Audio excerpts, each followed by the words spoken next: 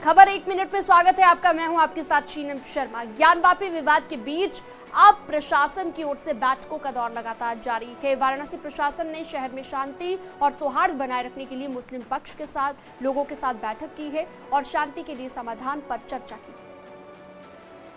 वाराणसी में ज्ञानवापी विवाद में सुप्रीम कोर्ट के आदेश के बाद अब बैठकों का दौर शुरू हो गया है।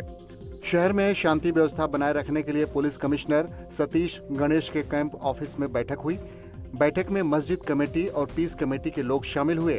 इसके अलावा पुलिस कमिश्नर, डीसीपी, एडीसीपी भी बैठक में मौजूद रहे।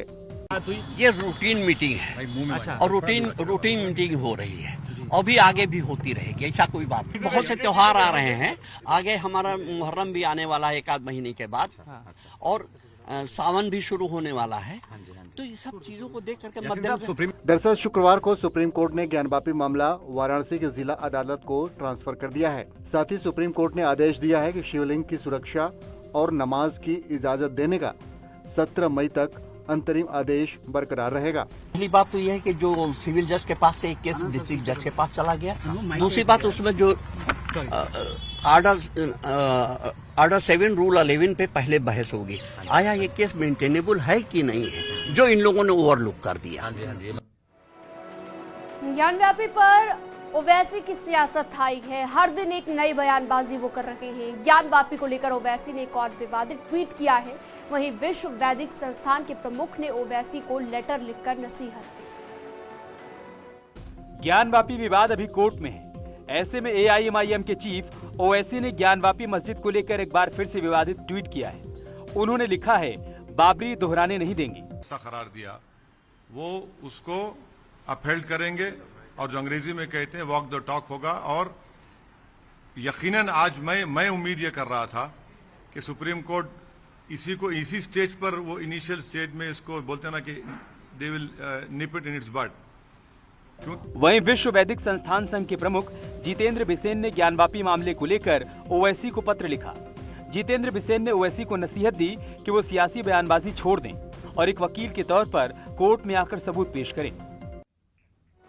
ज्ञानवापी विवाद का केस कोर्ट में है, लेकिन मौलाना तौकीर रजा भड़काऊ बयान देने से नहीं चूक रहे हैं। दिल्ली में एक सम्मेलन को संबोधित करते हुए तौकीर रजा ने मुसलमानों से सड़क पर उतरने की अपील की। ज्ञानवापी मस्जिद को लेकर जारी विवाद के बीच अब इत्तेहाद मिलत काउंसिल के प्रमुख मौलाना तौकीर रजा खान ने फिर विवादित बयान दिया है। दिल्ली के इंडिया इस्लामिक सेंटर में आयोजित एक कार्यक्रम में मौलाना तौकीर रजा ने कहा कि अगर ज्ञानवापी पर कुछ नहीं किया गया तो यहाँ भी बाबरी मस्जिद की तरह पाबंदी लगेगी। जिस तरह बाबरी मस्जिद के साथ हुआ, बिल्कुल वही होना है, आहिस्ता आहिस्ता। फिर अगर आज हमने कुछ नहीं किया तो हमारे अपने पिछलों ने अगर किया होता तो बाबरी मस्जिद का ये हशर ना हुआ होता, और अगर आज हमने कुछ ना किया तो हमारी आने वाली नस्ल को ये उन्नी तकलीफों से गुजरना पड़ेगा। मौलाना तौकीर रजा ने मुस्लिम संगठनों से जेल भरो आंदोलन चलाने का आह्वान किया। हर जिले में 2 लाख मुसलमानों को जुटाने और जेल भरो आंदोलन की अपील की। मसले का हल ये है कि मुत्तहिद होकर सड़कों पर आ जाइए। सरों की कीमत हमेशा रही है। एक जमाना था जब सर काट के और सर कटवा के अपनी बात मनवाई जाती थी, आज सर दिखाकर अपनी बात मनवाई जा सकती। ज्ञानवापी पर विवादित पोस्ट के आरोप में गिरफ्तार डीयू के प्रोफेसर को जमानत मिल गई है। प्रोफेसर रतनलाल की गिरफ्तारी पर छात्र संगठनों ने प्रदर्शन किया था। वाराणसी की ज्ञानवापी विवाद के बीच डीयू के प्रोफेसर रतनलाल को 30 हजारी कोर्ट से जमानत मिल गई। कोर्ट में दिल्ली पुलिस ने जमानत का विरोध किया, लेकिन कोर्ट ने रतनलाल को जमानत दे दी। दरअसल प्रोफेसर रतनलाल पर आरोप है कि उन्होंने ज्ञानवापी शिवलिंग को लेकर अभद्र टिप्पणी की। पोस्ट वायरल होते ही कुछ लोगों ने विरोध किया, जिसके बाद Delhi north district cyber cell ने रतनलाल के खिलाफ केस दर्ज कर कार्रवाई की। जैसे ही प्रोफेसर रतनलाल को गिरफ्तार किया गया, कुछ छात्र संगठन थाने पहुंच गए और थाने के बाहर प्रदर्शन किया। फिलहाल रतनलाल को जमानत मिल गई है। सोमवार से चलने वाली यूपी विधानसभा की कार्यवाही पूरी तरह से हाईटेक होगी। ई विधान सिस्टम को अब समझने के लिए आज दूसरे दिन भी ट्रेनिंग सेशन चला। सीएम योगी ने सभी विधायकों को संबोधित किया। यूपी में विधानमंडल की कार्यवाही इस बार पूरी तरह पेपरलेस होगी। इस बार विधानमंडल का बजट सत्र ई विधान प्रणाली से होगा। इसके लिए विधायकों को दूसरे दिन भी ट्रेनिंग दी गई। ट्रेनिंग सेशन के आखिरी दिन सीएम योगी आदित्यनाथ ने विधायकों को संबोधित भी किया कि विकास कार्यों में हमें राजनीति को आड़े नहीं आने देना चाहिए। अगर विकास कार्य आपकी विधानसभा क्षेत्र में हो रहा है, आपको उसे हाथों हाथ लेना चाहिए। आप हाथों हाथ लीजिए उसको, आपको उन कार्यक्रमों में जाना चाहिए, जनता को लाभ हो। आपका उद्देश्य भी और हमारा उद्देश्य भी एक ही है। सीएम ने अपने संबोधन में कहा कि कोई भी आदेश सभी पर समान रूप से लागू किया जाएगा। सीएम योगी ने कहा कि देश में उत्तर प्रदेश के विकास की छवि बनानी है और अगर आप उन विकास की योजनाओं के साथ जुड़ करके जनता के बीच में जाते हैं तो उसका श्रेय तो आपको मिलना है, उसका श्रेय बीजेपी को या बीजेपी के सहयोगी दलों को थोड़े मिलना है, क्योंकि आपकी विधानसभा है, आप इस समय विधायक हैं।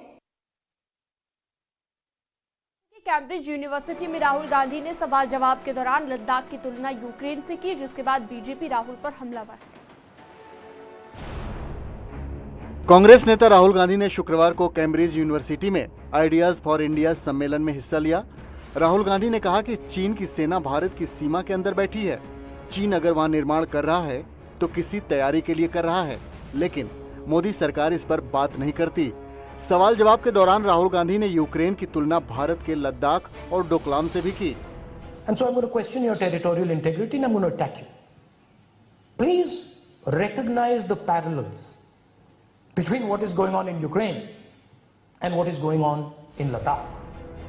उधर राहुल गांधी के बयान पर केंद्रीय मंत्री मुख्तार अब्बास नकवी ने कहा कि हर हिंदुस्तानी देश की खुशहाली की दुआ करता है, लेकिन सामंती लोग विदेश में बैठकर हिंदुस्तान की बदहाली की बद्दुआ करते हैं।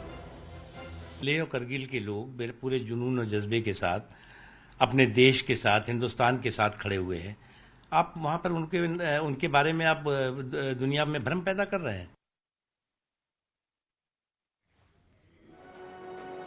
बांदा जेल में बंद माफिया मुख्तार अंसारी की जमानत याचिका को लेकर हाईकोर्ट में सुनवाई हुई है और कोर्ट ने दोनों पक्षों को सुनने के बाद फैसला सुरक्षित रख लिया है।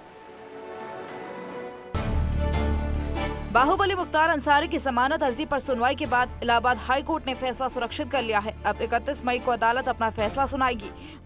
देखिए, आज जिस मामले में मुख्तार अंसारी पे आरोप था कि उन्होंने विधायक रहते हुए अपने निधि से 25 लाख रुपया एक विद्यालय को दिया था मऊ में, उस मामले में एक अपराध दर्ज हुआ था और उसमें आज जमानत पर सुनवाई हुई थी। बाहुबली मुख्तार अंसारी पर विधायक निधि के दुरुपयोग का आरोप है। मुख्तार अंसारी पर स्कूल के कमरे बनवाने के लिए स्वीकृत कराई रकम का दुरुपयोग करने का आरोप है। दोनों तरफ से बहस को सुनने के बाद अदालत ने अपने फैसले को सुरक्षित कर लिया और 31 मई को फैसला सुनाए जाने की तारीख भी नियत कर दी। गाजियाबाद में सड़क पर स्टंट करना कुछ लोगों को महंगा पड़ गया। पुलिस ने स्टंटबाजों पर कार्रवाई करते हुए बड़ी रकम का चालान काटा। गाजियाबाद के खोड़ा इलाके के करीब सड़कों पर एक ऐसा कार स्टंट का वीडियो सोशल मीडिया पर वायरल हो रहा है, जिसमें एक ऑडी में कुछ लड़के कार के दरवाजे पर लटकने और कार के बोनेट पर बैठने के साथ सनरूफ से बाहर निकले हुए हैं। पुलिस ने युवकों की पहचान की है, 10,000 रुपए का चालान काटा है। ये वीडियो प्राप्त हुआ है, पास पे ऑडी गाड़ी को स्टंट कर रहे हैं, उसको नंबर प्ले करके उसके खिलाफ चालान कार्रवाई की गई है। लगभग 10,000 का उसकी जुर्माना लगाया गया है और भी इसका डिटेल पता करते हैं, बैकग्राउंड पता करते और आगे कार्रवाई करते हैं। ये स्टंटबाज युवक फेमस होने के लिए न सिर्फ अपनी जान खतरे में डाल रहे हैं, बल्कि सड़क पर चल रहे दूसरे लोगों की जान पर भी खतरा पैदा कर रहे हैं। गाजियाबाद में सोशल मीडिया पर लगातार ऐसे वीडियोस वायरल हो रहे हैं, जिन पर गाजियाबाद ट्रैफिक पुलिस कार्रवाई भी लगातार कर रही है। आगरा में ज्वेलर्स के अगवा होने की खबर से सनसनी फैल गई है। फिलहाल पुलिस व्यापारी की तलाश में जुट गई है। आगरा में सर्राफा कारोबारी को अगवा करने का मामला सामने आया है। इस वारदात के बाद पूरे इलाके में हड़कंप मचा हुआ है। घटना सैया थाना इलाके की है। बताया जा रहा है कि कारोबारी जेवरात से भरा बैग लेकर घर जा रहे थे। कारोबारी बाइक पर सवार थे, लेकिन रास्ते में बदमाशों ने उनको अगवा कर लिया। किडनैपिंग की सूचना व्यापारी ने फोन कर अपने घर वालों को दी, जिसके बाद परिजनों ने पुलिस को शिकायत दर्ज कराई। जांच के दौरान पुलिस को कारोबारी की बाइक और बैग मिला है, जिसके थोड़ी ही दूर कारोबारी का एक जूता भी मिला है। जानकार लोग हैं, उनकी एक टीम बनाई, 6 टीमें मैंने बनाई है और उसे हेड हमारे SP RA साहब कर रहे हैं वैसा। टीमों ने काम करना शुरू कर दिया है। सभी जितनी भी चीज़ें हैं, परिजनों से बात हुई है, जितने भी पहलू हैं सब पर बातचीत हुई है और बहुत जल्दी इस केस को वर्कआउट किया।